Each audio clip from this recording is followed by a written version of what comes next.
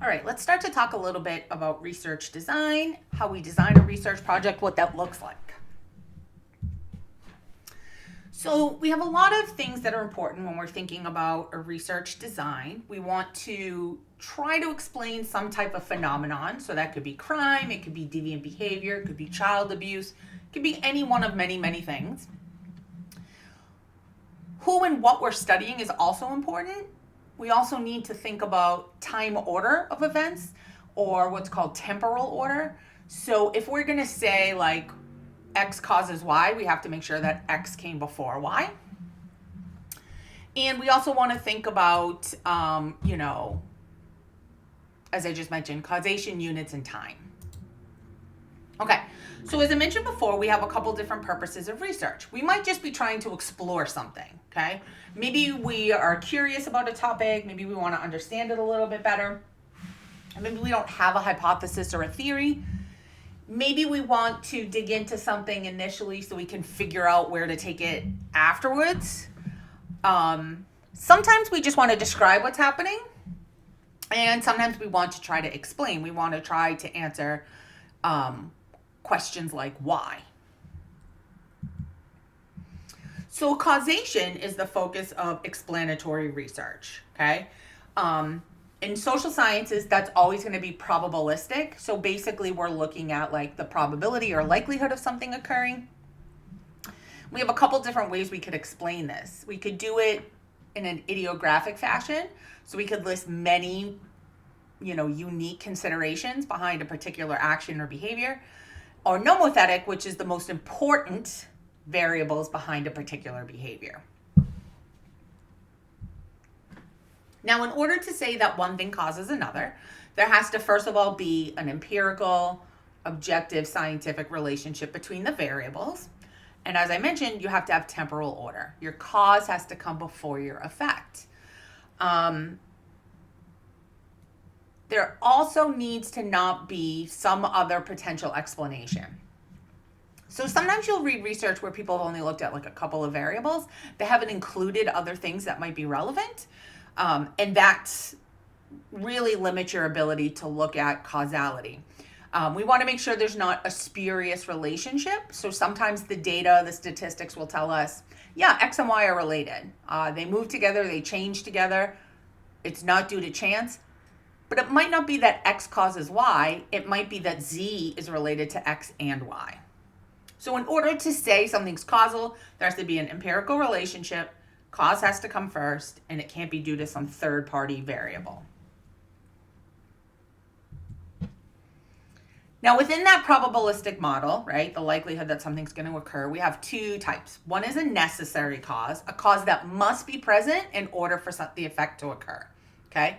So in order to be convicted of a crime, you have to have been charged with that crime. There's also sufficient cause. That's a condition that pretty much, if it's present, pretty much will guarantee the effect will occur, but it doesn't have to be, okay? So pleading guilty is sufficient cause to being convicted.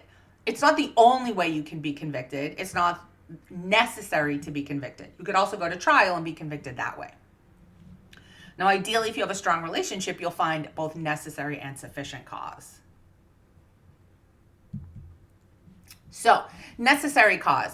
And this is a dated example. I remember saying this last year, and obviously I forgot to go back and fix it. Okay, but being female is a necessary cause of pregnancy. Okay, we should probably change this today to like having a uterus is a necessary cause of pregnancy. Okay, so like you can't be pregnant, can't carry a child unless you have a uterus. Okay, so change like male and female to like no uterus and uterus. Okay. A sufficient cause, not taking a test in one of your classes, is sufficient for you to fail, okay? But there's other ways to fail, right? So you could also fail that test by like purposely bubbling in all the wrong answers or answering randomly or not answering enough questions. We also want to make sure that our study is both reliable and valid, okay? So for validity, we're looking for any sort of threats to the validity of something, right? So when we're making a cause and effect statement, we want to make sure it's true and valid, okay? And there are things that threaten whether or not that happens, okay? We also want to make sure it's statistically valid, right? That's what we just did for those of you that just took statistics, right? Are the two variables statistically related to each other? We call that being significant, right? We want to make sure there's internal validity, that any observed association between two variables is in fact causal and not due to the effects of one or other variables, okay? So that threat to independent variables or internal validity results when the relationship between two variables comes from the effect of some third variable, okay? So let's take, for example, drug users sentenced to probation over prison are less likely to recidivate. They're less likely to reoffend, okay? Is that because probation makes them less likely to reoffend? Or are the folks who are sentenced to probation somehow already going to be less likely to reoffend? External validity is our ability to replicate our study and have the same findings, okay? Can we replicate it under different conditions with a different group of people in a different location, and will we still find the same results, okay? So that Kansas City experiment found sharp reductions in gun-related crimes and hotspots that had been targeted for focused police patrols. And they did something similar in Indianapolis and Pittsburgh.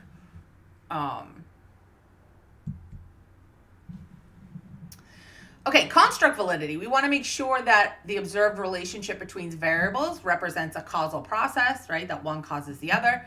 So can we generalize from what we've seen in our study, our small sample, to the real world, okay? So does close supervision of officers result in more tickets, okay? Another example, that Kansas City preventative patrol experiment was looking at police visibility, right? Can we look at this study in Kansas, and then say that, like, yes, preventative patrol decreases crime. Yes, supervising your officers more closely does result in more tickets being written. Our design, how we design our research project, is going to help us with that, okay? So we want to think about who are we studying, what are we studying, has our sample been drawn correctly? And we're going to talk about all those things in upcoming chapters. Okay, these types of validity threats can really be grouped into two categories. One is bias, that internal validity and statistical conclusion validity are related to both systematic and non-systematic bias. And construct validity and external validity have to do with, are our findings generalizable, okay? And we want them to be able to be generalized to the larger group, to the real world. So let's think about this. Does drug use cause crime, okay? So first of all, we need to have some temporal order here. We need to be able to show that drug use occurred before crime occurred, if we want to be able to say drug use leads to crime, okay? So there is a relationship between drug use and crime. There is a statistically significant relationship. But is it due to some other variable that's related to both drug use and crime? Okay, that would be having to do with internal validity. Have we included in our model all the variables that might play a role in this? We also want to think about, how are we measuring crime and how are we measuring drug use, okay? This seems like a really straightforward statement. Drug use is related to crime, right? Most of us would probably be like, yeah, that's true, okay? But what do we mean by drug use? What kind of drugs? How often do you have to use them? What do we mean by crime? Crimes you're caught for, crimes you're sentenced for, any crime you've committed. We also have to think about things like, how does policy affect drug use and crime, okay? So for one thing to think about is, what's our unit of analysis? Who or what are we studying, okay? Sometimes we're studying individuals. We might be studying police officers, victims, defendants, inmates, gang members, voters, children, Catholics. We could be studying groups of people that share a characteristic, cities, counties, couples, friend groups, right? If that group got a little bigger, they might be an organization, formal groups that have leaders, prisons, police departments, courtrooms, drug treatment facilities, colleges. Maybe we're going to look at interactions that people have, phone calls, dances, online communications, online chat rooms. It's quite a bit of research that people do looking at posts on Reddit. We might also be looking at something like a social artifact, right? So like, what are stories in the newspaper? What about, as I mentioned, posts on the internet, photographs of crime scenes, paintings, poems, books, jokes. Okay, so here we have a unit of analysis. It's individuals. Some statements we might be able to make about them might be 60% of the sample is women, 10% are wearing an eye patch, 10% have pigtails. Maybe we're studying families and we're going to say 20% of the families only have one parent, 50% of families have 2 children, 20% of families have no children. The average number of children per family is 1.3. Maybe we're going to look at households, right? And you might think those are the same thing as families, but they might be a little bit different. 20% of households have more than one family. 30% of households have holes in their roofs. 10% of households are occupied by aliens. So if you look at the third row, the one on the right, you can see we have a little alien there. Notice that 33% of families live in multiple family households.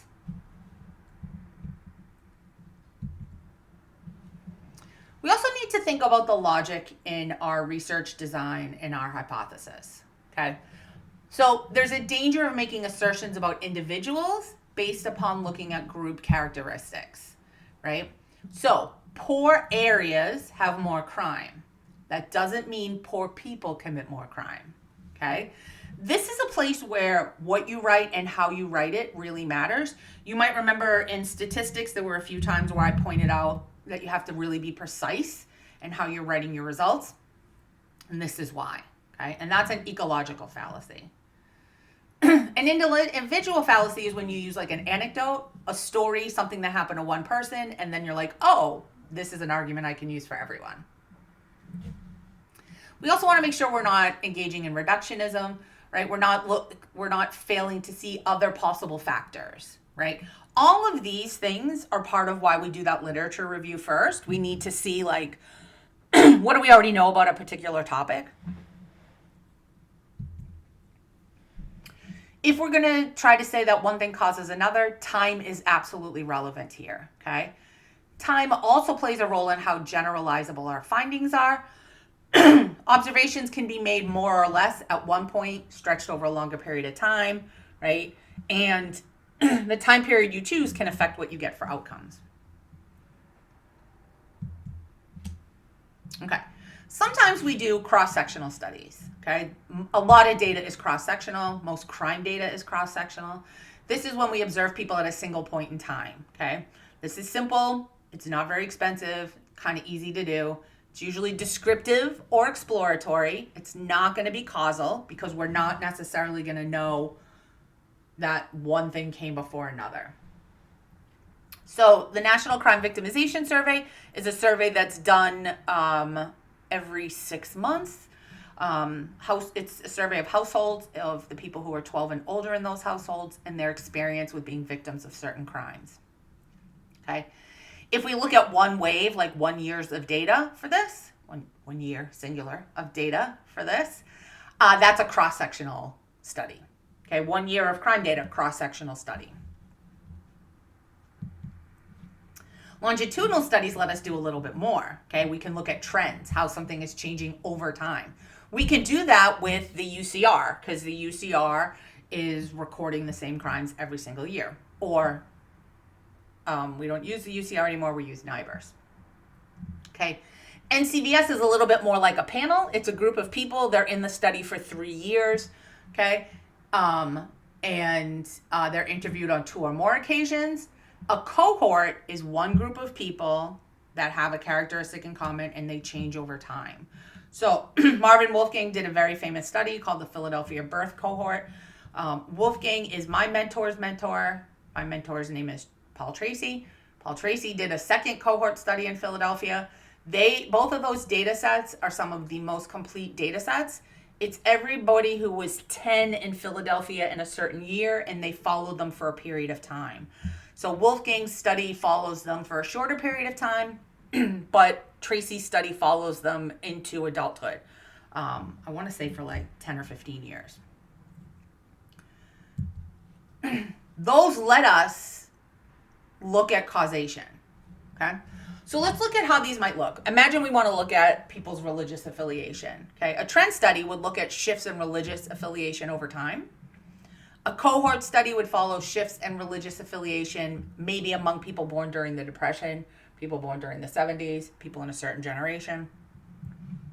And a panel study would follow shifts in religious affiliation among a specific group of people over time. And so here you can kind of see a breakdown of these types of studies in a nice, easy table. Okay, sometimes we approximate a longitudinal study. Longitudinal studies are great. They're time consuming. So as I mentioned, my professor worked on, Dr. Tracy worked on that data for like a very long time, over a decade.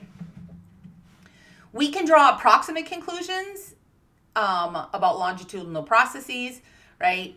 If our data is implying a process that occurs over time, we can make logical inferences. We can ask people to recall past behavior. We can do cohort analysis.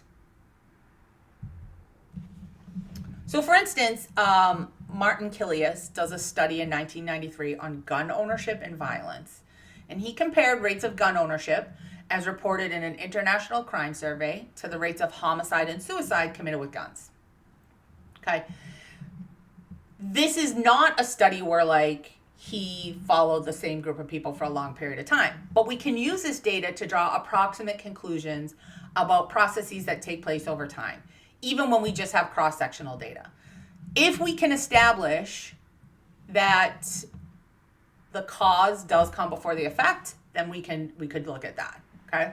So this could be done by taking measurements of gun ownership in like 1972 and then measuring crime rates in 1973, 1974, 1975.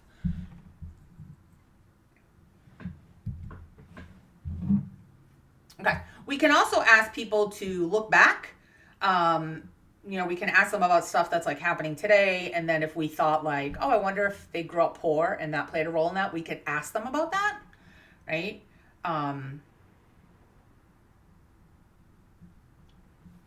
But there's some problems here, right? People lie. We have faulty memories.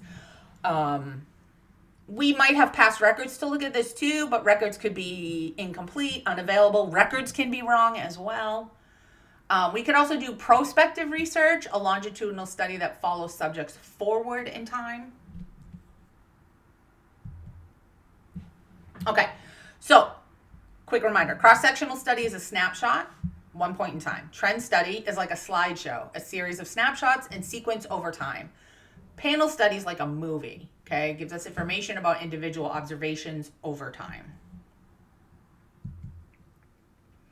So how do we design a research project? Okay.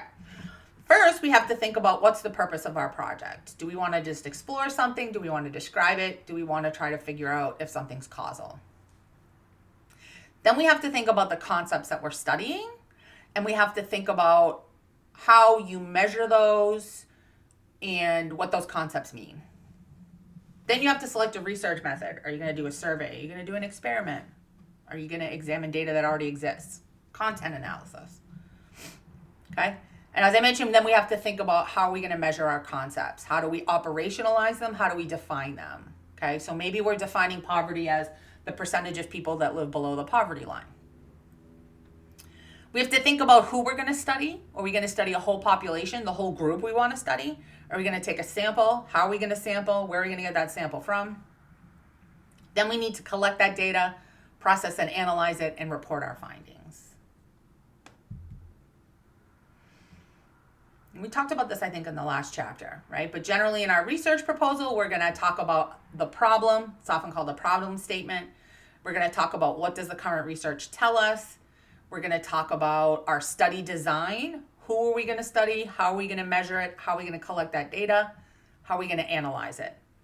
And for our purposes, we're not going to talk about a schedule and a budget. But if we were working on something that was grant funded, we might have a schedule or a budget.